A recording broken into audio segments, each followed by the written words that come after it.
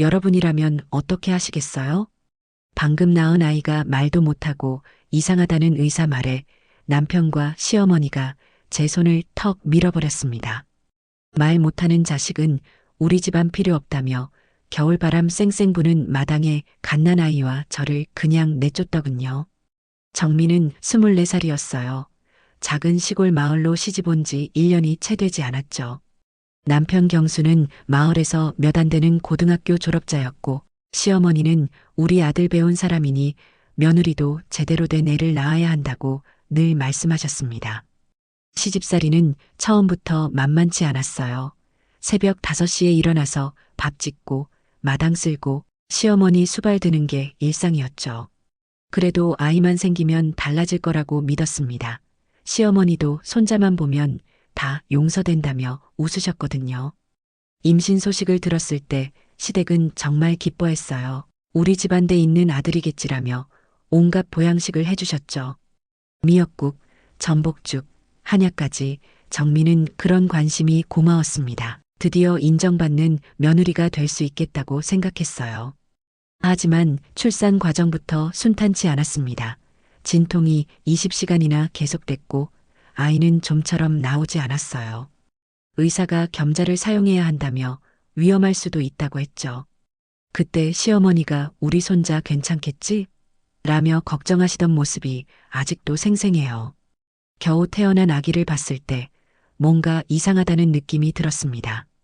다른 아기들처럼 큰 소리로 울지도 않고 눈빛도 초점이 없어 보였어요. 의사가 말했습니다. 아기가 울음소리가 이상하고 반응이 정상적이지 않네요. 좀 더 지켜봐야겠지만 언어 발달에 문제가 있을 수 있습니다. 그 순간부터 모든 게 바뀌었어요. 시어머니 얼굴이 싸늘하게 돌아섰고 남편 경수는 아예 병실의 얼굴도 내밀지 않았습니다. 우리 집안에 그런 애가 태어날 리 없다. 정미가 뭔가 잘못했을 것이다. 시어머니의 차가운 말이 정미 가슴을 찔렀어요. 퇴원 당일이 되자 상황은 더 심각해졌습니다. 시어머니가 말씀하셨어요. 정미야, 너는 며느리 자격이 없다. 그 애 데리고 우리 집에서 나가라. 한겨울 찬바람이 마당을 휩쓸고 있었는데 갓 태어난 준호를 품에 안고 문 밖으로 나서야 했습니다. 아이는 아무 말도 못했지만 그 눈빛이 저한테 말하더군요. 엄마, 나버리지 마. 그래서 견뎠습니다. 그날 밤 버스터미널 대합실에서 아이를 품에 안고 밤을 지새우며 다짐했어요. 준호야, 엄마가 꼭 지켜줄게. 우리 둘이서라도 잘 살아보자. 눈이 내리기 시작했어요. 대합실 창문 밖으로 하얀 눈송이들이 춤추며 내려왔죠. 정미는 아이를 더 꼭 안으며 생각했습니다. 이 아이가 잘못한 게 뭐가 있다고 이런 취급을 받아야 하나. 분노보다는 슬픔이 먼저 올라왔어요. 하지만 포기할 수는 없었습니다. 세상 그 누구도 이 아이를 원하지 않는다면 엄마인 자신만이라도 끝까지 지켜야 한다고 다짐했죠. 서울행 버스표를 사는데 손이 떨렸습니다. 마지막 남은 돈 3만 원으로 준호와 함께 낯선 도시로 향하는 길, 창밖으로 스쳐 지나가는 풍경들이 모두 눈물로 번져 보였어요. 버스 안에서 다른 승객들이 흘끔흘끔 쳐다보는 시선이 따가웠습니다. 아이는 내내 조용했어요. 울지도 않고 칭얼대지도 않았죠. 오히려 그게 더 걱정이었습니다. 정상적인 아기라면 이런 상황에서 울음을 터뜨렸을 텐데 준호는 그저 엄마 품에서 조용히 숨만 쉬고 있었어요. 서울역에 도착했을 때는 이미 해가 저물고 있었습니다. 사람들은 모두 바쁘게 어디론가 향하고 있었는데 정미만 혼자 갓난아이를 안고 서 있었죠. 어디로 가야 하지? 막막했지만 포기할 수는 없었어요. 일단 따뜻한 곳부터 찾아야 했습니다. 첫 번째 찾아간 곳은 교회였습니다. 한밤중에 문을 두드리자 목사님이 나오셨어요. 사정을 듣고 임시로 교회 지하실 한 구석을 내주셨어요. 며칠만 있다가 나가시면 됩니다. 고마웠지만 며칠 후에는 또 어디로 가야 할지 걱정이었죠. 지하실은 춥고 습했습니다. 보일러가 들어오지 않아서 밤이 되면 입김이 하얗게 나왔어요. 정미는 자신의 외투를 벗어서 아이를 꽁꽁 싸매고 몸을 웅크리고 잠을 청했습니다. 준호야, 조금만 참아. 엄마가 빨리 집 구해줄게. 다음 날부터 일자리를 찾아다녔습니다. 준호를 업고서 여기저기 돌아다녔는데 아이가 있다고 하면 어디서든 고개를 저었어요. 애 있는 사람은 일이 불규칙해져서 안 된다는 말을 수없이 들었습니다. 하루 종일 돌아다녀도 소득은 없었어요. 일주일이 지나자 목사님이 미안해하시며 말씀하셨어요. 다른 도움이 필요한 분들이 계셔서 정민은 고개를 끄덕였습니다. 충분히 도움을 받았으니 나가야 했어요. 하지만 갈 곳이 없었습니다. 그러던 중 한 할머니가 말씀하셨어요. 애 엄마, 우리 집에서 청소하고 간병일 좀 해줄래? 월급은 많이 못 주지만 방 한 칸은 내줄 수 있어. 조건은 하루 12시간씩 일하고 준호는 절대 울리면 안 된다는 것이었습니다. 선택의 여지가 없었어요. 그렇게 새로운 삶이 시작됐어요.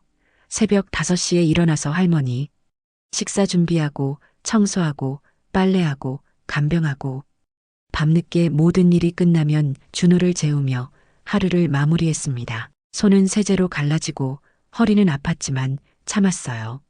준호는 정말 신기한 아이였어요. 말은 못했지만 눈으로 모든 걸 관찰하고 있었죠.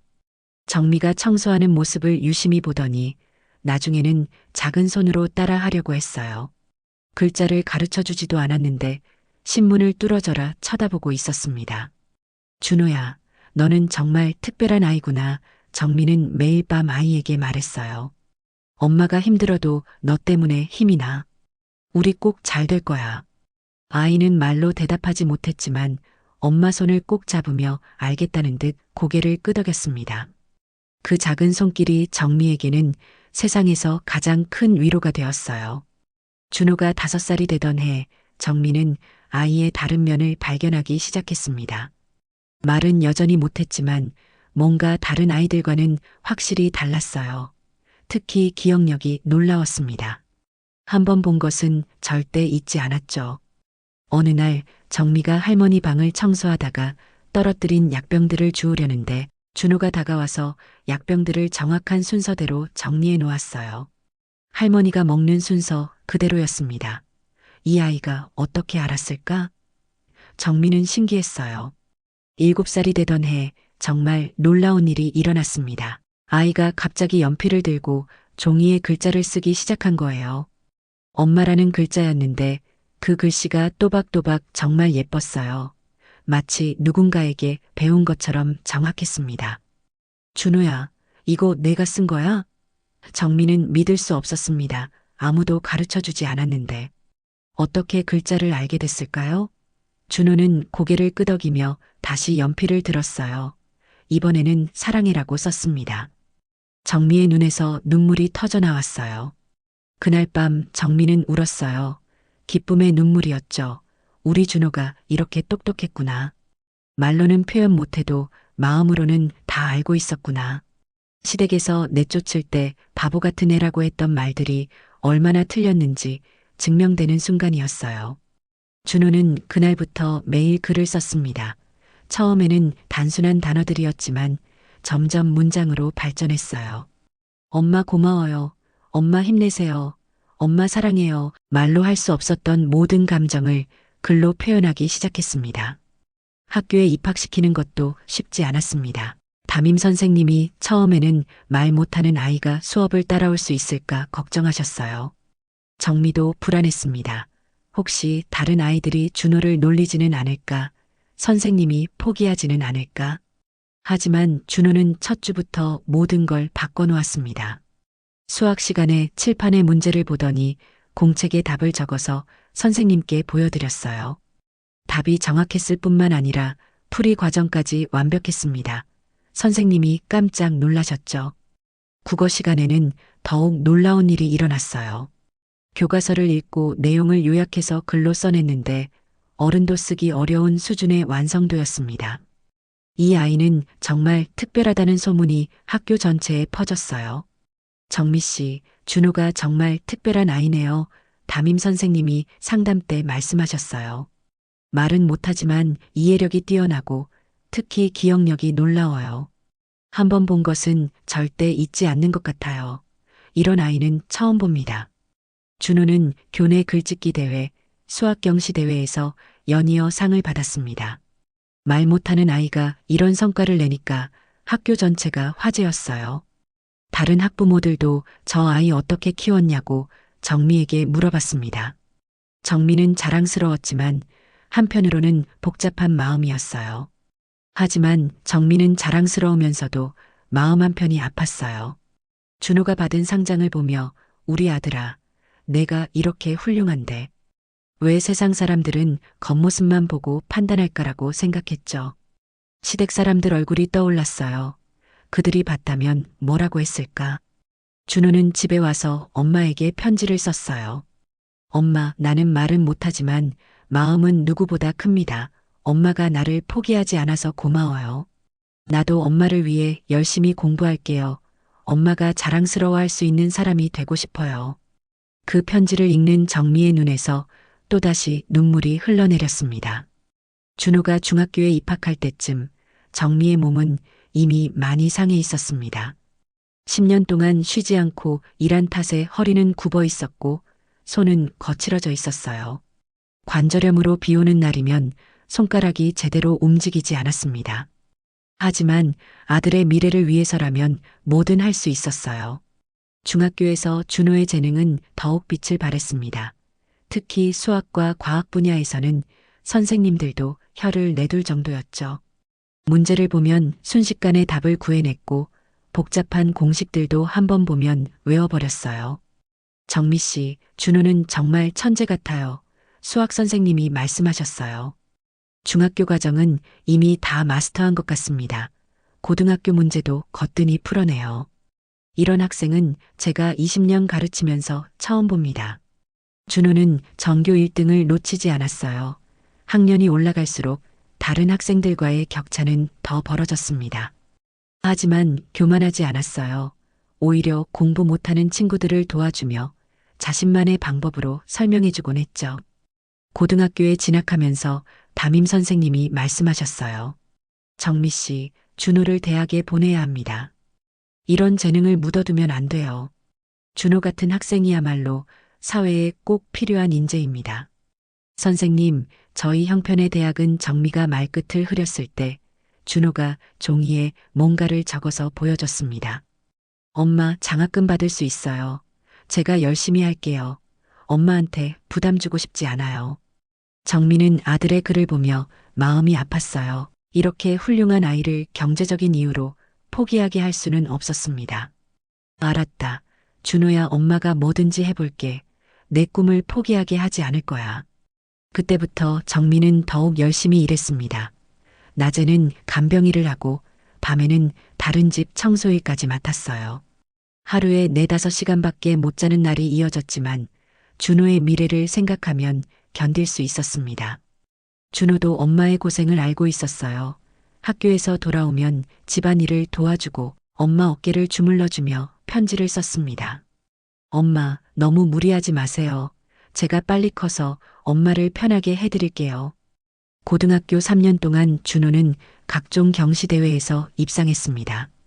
전국 수학올림피아드 금상, 과학 탐구대회 대상, 논문 공모전 최우수상, 상장이 벽을 가득 메웠어요. 대학교에서 먼저 연락이 올 정도였습니다. 그렇게 준호는 전액 장학금을 받고 서울의 명문대학교 재활복지학과에 진학했습니다. 전공을 선택할 때도 고민 없이 정했어요. 자신과 같은 사람들을 도우고 싶다는 마음이었죠. 엄마, 저와 같은 처지에 있는 아이들과 가족들을 돕고 싶어요. 대학교에서 준호는 더욱 빛을 발했습니다. 교수님들은 이런 학생은 처음 본다며 감탄했어요. 언어장애인을 위한 소통 시스템을 연구하고 발달장애 치료 프로그램을 개발하는 프로젝트에 참여했습니다. 자신의 경험이 누구보다 소중한 자료가 되었어요. 졸업 논문 주제는 비언어적 소통을 통한 발달장애인 사회통합 방안이었어요. 준호 자신의 경험을 바탕으로 한 연구였는데 학계에서 큰 주목을 받았습니다.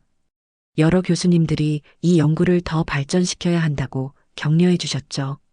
그러던 중 해외 유학 기회가 왔습니다. 미국의 한 대학에서 전액 장학금을 주며 박사과정을 제안했어요. 준호는 망설였습니다. 엄마를 혼자 두고 떠날 수 없다는 생각 때문이었죠. 엄마가 그동안 얼마나 고생했는지 누구보다 잘 알고 있었거든요. 정민은 아들의 마음을 알고 있었어요. 준호야, 엄마는 괜찮으니까 내 공부 마저 하고 와. 엄마가 이렇게 고생한 이유가 뭐겠니? 내가 훌륭한 사람이 되라고 그런 거야. 이제 더 큰 세상에서 내 꿈을 펼쳐봐. 준호는 엄마에게 편지를 썼습니다.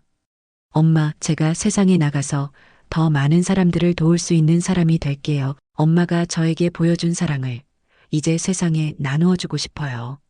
멀리 떠나지만 마음은 항상 엄마 곁에 있을게요. 그렇게 준호는 더 큰 세상을 향해 떠날 준비를 했습니다. 3년 후 준호가 박사학위를 받고 한국으로 돌아왔을 때는 이미 완전히 다른 사람이 되어 있었습니다.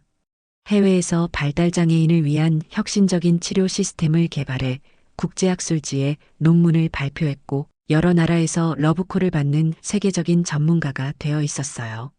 공항에서 준호를 맞이한 정민은 깜짝 놀랐습니다. 키도 훨씬 커 보였고 어깨도 넓어져 있었어요. 무엇보다 눈빛이 달랐습니다. 자신감이 넘치면서도 따뜻함을 잃지 않은 그 눈빛에서 정민은 아들의 성장을 실감했어요. 엄마, 이제 제가 사업을 시작하려고 합니다. 준호가 집에 와서 두꺼운 사업 계획서를 내밀었어요. 발달장애인과 그 가족들을 위한 종합서비스 센터를 만들겠다는 계획이었습니다. 규모도 상당했고 내용도 전문적이었어요. 정민은 아들이 써놓은 계획서를 보며 눈물이 났어요. 말 한마디 못하던 아이가 이제는 수많은 사람들의 희망이 되려고 하고 있었죠. 준호야, 정말 대단하구나. 엄마가 뭘 도와줄까? 엄마도 뭔가 할 수 있는 게 있을까? 엄마께서 겪으신 모든 경험이 저에게는 가장 소중한 자료입니다. 준호가 답했어요. 엄마처럼 힘든 상황에 있는 가족들을 돕고 싶어요. 아무도 우리처럼 절망하지 않도록 시스템을 만들고 싶습니다. 준호의 사업 아이템은 정말 혁신적이었어요. 언어장애인들이 쉽게 소통할 수 있는 앱부터 시작해서 가족 상담, 교육 프로그램, 취업 연계까지 발달장애인과 그 가족들이 필요로 하는 모든 서비스를 한 곳에서 제공하는 원스톱 시스템이었습니다. 사업은 생각보다 빠르게 성장했습니다. 준호가 개발한 비언어 소통 시스템이 큰 화제가 되었고 정부와 지자체에서도 지원을 약속했어요. 언론에서도 말없는 천재 사업가라며 주목하기 시작했습니다. 투자자들도 줄을 섰어요. 이런 아이템은 처음 본다. 사회적 가치와 경제적 가치를 동시에 실현할 수 있는 완벽한 비즈니스 모델이라며 앞다투어 투자를 제안했습니다. 준호는 신중하게 투자자를 선별했어요. 단순히 돈만 벌려는 사람들과는 함께하고 싶지 않았거든요. 1년 만에 회사는 업계 선두로 올라섰습니다. 직원도 100명이 넘었고 전국에 지사도 열었어요. 준호는 이제 명실상부한 성공한 기업가가 되어 있었습니다. 하지만 여전히 겸손했고 초심을 잃지 않았어요. 그러던 어느 날 준호가 흥미로운 소식을 가져왔어요. 엄마, 저희가 인수를 검토하고 있는 재단이 있는데 혹시 기억나는 곳인지 확인해 보세요. 서류 봉투를 건네며 말했습니다. 자료를 보니 경상북도의 한 노인복지재단이었습니다.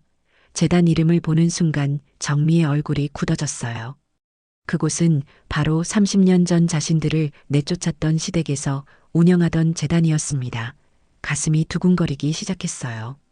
준호야, 여기가 정미가 말을 잇지 못했을 때 준호가 고개를 끄덕였어요. 네, 맞습니다. 제가 일부러 찾아낸 곳입니다.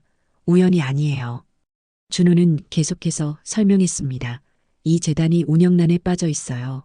후원금 관리도 엉망이고 직원들 처우도 좋지 않습니다. 그리고 며칠 후에 있을 인수 설명회에 기존 운영진들이 모두 참석한다고 합니다. 할머니와 아버지도 올 거예요. 정미의 가슴이 두근거렸습니다. 30년 만에 그들과 다시 마주하게 될 날이 온 것이었죠. 준호야, 정말 괜찮겠니? 엄마는 상관없지만 너한테는 힘들 수도 있어. 엄마, 이제는 저희가 선택할 차례입니다. 준호의 눈빛에는 확신이 가득했어요. 그들이 우리를 버렸을 때의 그 모습 그대로 우리가 어떻게 변했는지 똑똑히 보여주고 싶어요. 하지만 복수가 아니라 우리가 얼마나 잘 살았는지를 보여주는 거예요. 인수 설명회 당일 정민은 오랜만에 정장을 입었습니다. 준호가 사준 명품 옷이었는데 거울을 보니 30년 전에 그 초라했던 자신과는 완전히 달라져 있었어요. 품격 있는 중년 여성의 모습이었죠. 하지만 마음은 여전히 떨렸습니다. 엄마, 긴장하지 마세요. 오늘은 우리가 주인공입니다.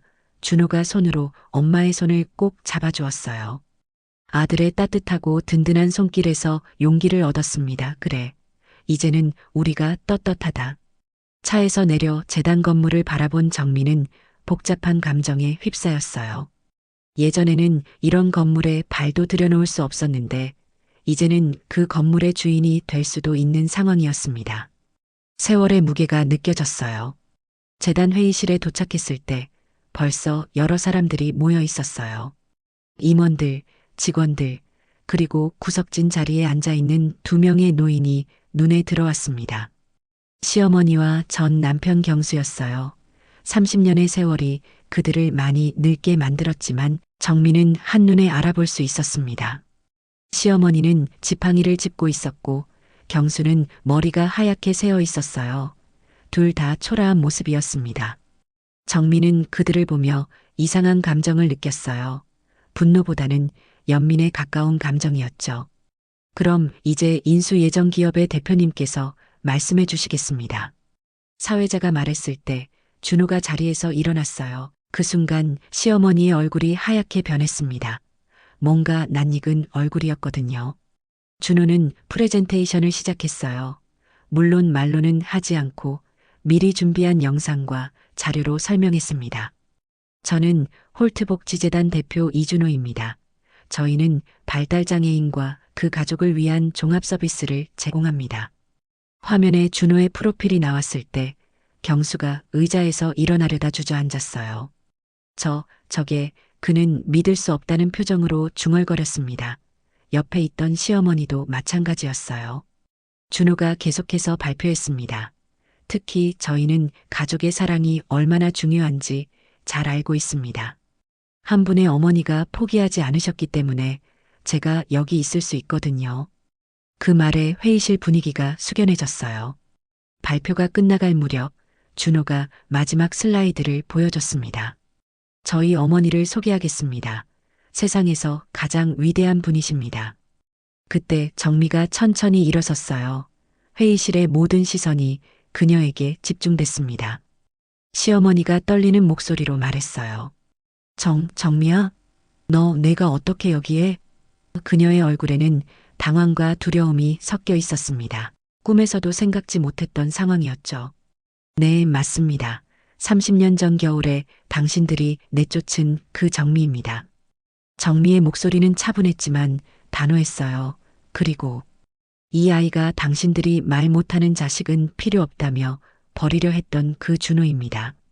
회의실은 숨막히는 정적에 휩싸였습니다. 다른 참석자들도 상황을 파악하며 충격에 빠져 있었어요. 이런 드라마 같은 일이 현실에서 일어날 줄은 꿈에도 몰랐죠. 경수가 벌벌 떨며 말했어요. 정미야, 그때는 정말 하지만 말을 잇지 못했습니다. 변명할 수 있는 일이 아니라는 걸 스스로도 알고 있었거든요. 회의실은 순간 정적에 휩싸였습니다. 시어머니는 얼굴이 새하얗게 질린 채 말을 잇지 못했고 경수는 고개를 푹 숙인 채 떨고만 있었어요.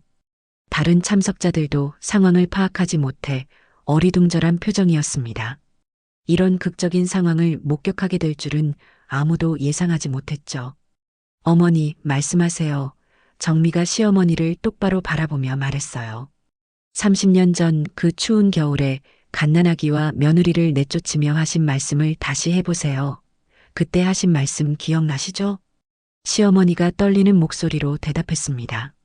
정미야, 그때는 어쩔 수 없었다.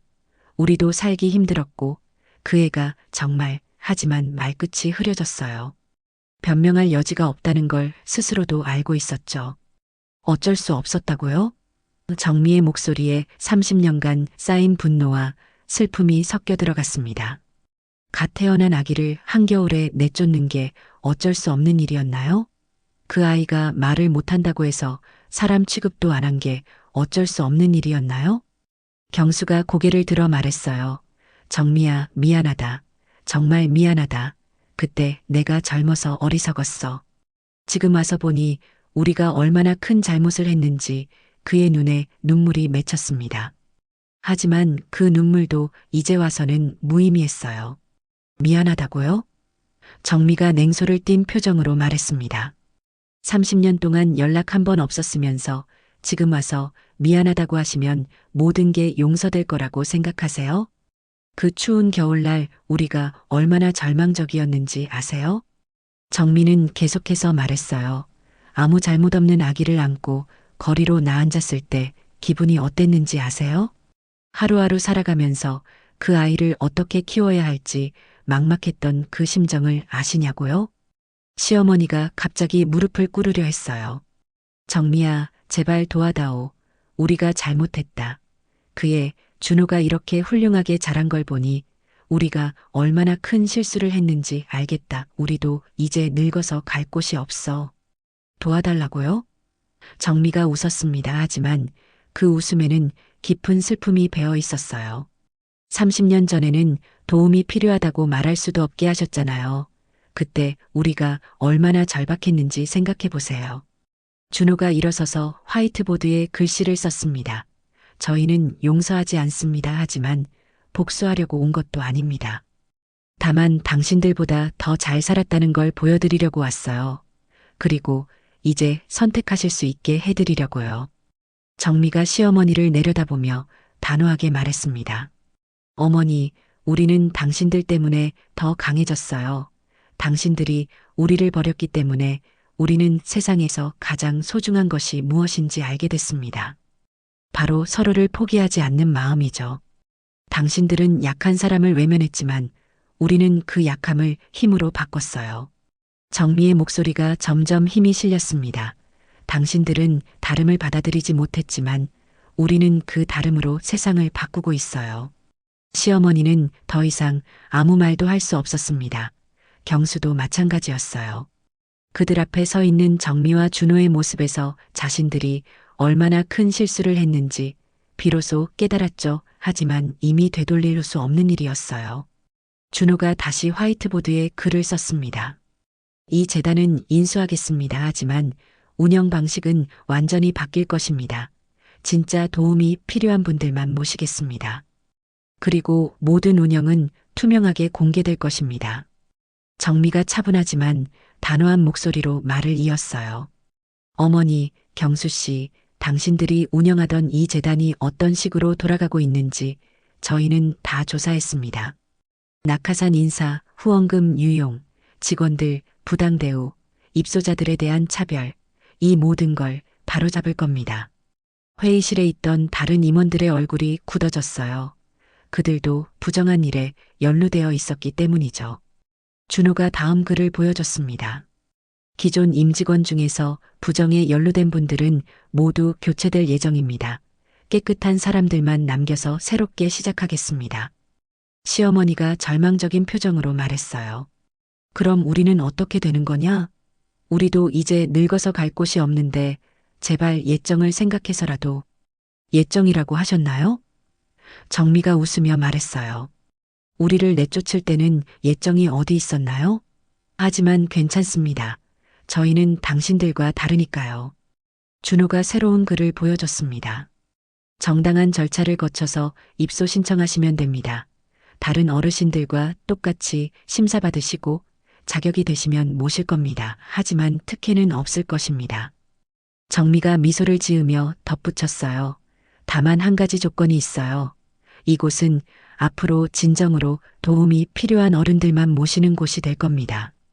과거에 약한 사람을 외면했거나 가족을 버린 적이 있는 분들은 자격심사에서 불이익을 받으실 수도 있어요. 경수가 떨리는 목소리로 말했어요. 정미야, 그럼 우리는? 정미가 고개를 저었습니다. 모르겠어요. 그건 공정한 심사를 통해 결정될 일이니까요. 저희는 개인적인 감정으로 판단하지 않을 겁니다. 회의가 끝난 후 정미와 준호는 재단 뒤편에 있는 작은 정원을 거닐었습니다. 봄이 와서 꽃들이 피어나고 있었어요.